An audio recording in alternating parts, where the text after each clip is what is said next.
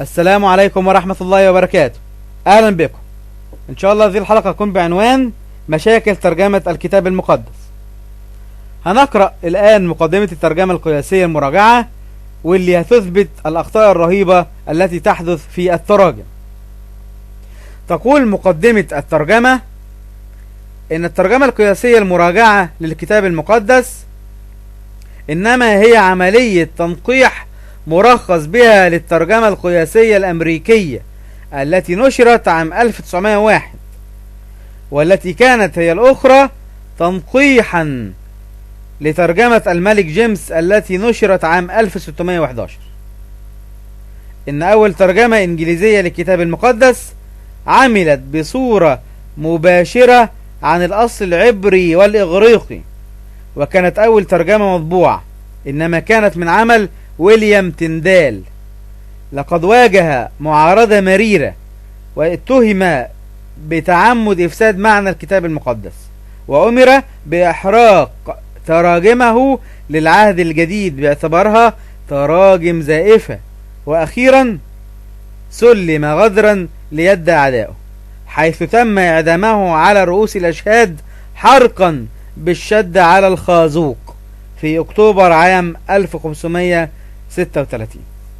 ومع ذلك فقد أصبح عمل تندال هو الأساس للتراجم الإنجليزية اللاحقة، وخاصة كوفريدال في عام 1535، وتوماس ماتا في عام 1537، وجينيف في عام 1560 إلى آخره.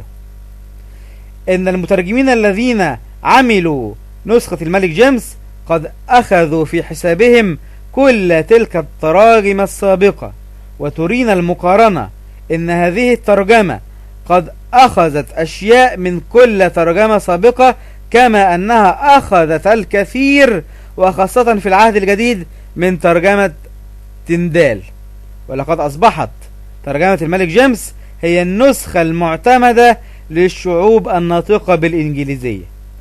وعلى الرغم من ذلك فإن نسخة الملك جيمس بها أخطاء كثيرة، ففي منتصف القرن ال19 وأظهرت بوضوح دراسات للكتاب المقدس واكتشاف كثير من المخطوطات الأكثر قدما، فمن تلك التي اعتمدت عليها ترجمة الملك جيمس إن تلك الأخطاء من الكثرة والخطورة مما يستدعي تنقيحا للترجمة الإنجليزية.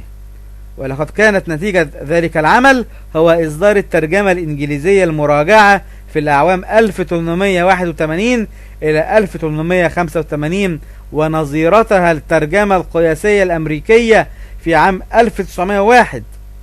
واستمرت عملية تنقيح التراجم ومراجعتها ولا تزال إلى أن صدرت الترجمة القياسية المراجعة. انتهت مقدمة الترجمة القياسية المراجعة. يبقى ملخص هذا الكلام ان في واحد اسمه ويليام تندال اعتبرته الكنيسة انه مهرطق لما ترجم الكتاب المقدس باسلوبه، فحرقته على رؤوس الاشهاد وقامت بخزوقته على الخازوق. وبعدين مع ذلك اعتمدت عليه التراجم الاخرى في الترجمة. اعتمد علماء المسيحية على ترجمة ويليام تندال هذا المتخزوق في التراجم التالية. يعني مثلا على سبيل المثال نسخ كوفريدال وتوماس ماتا وجينيف ونسخة الملك جيمس، النسخة المعتمدة لكل الناطقين بالإنجليزية، أخذوا كلهم من ويليام تندال المهرطق المتخزوق على الخازوق. قالت الترجمة أيضا إن نسخة الملك جيمس بها أخطاء كثيرة وخطيرة، علشان كده عملوا نسخة منقحة. يبقى ملخص قول الترجمة القياسية المراجعة في هذا الأمر إن الكتاب المقدس اللي بيتعبد به النصارى فيه أخطاء كثيرة جدا وجسيمة جدا. نستودعكم الله، نلقاكم الحلقة القادمة، والسلام عليكم ورحمة الله وبركاته.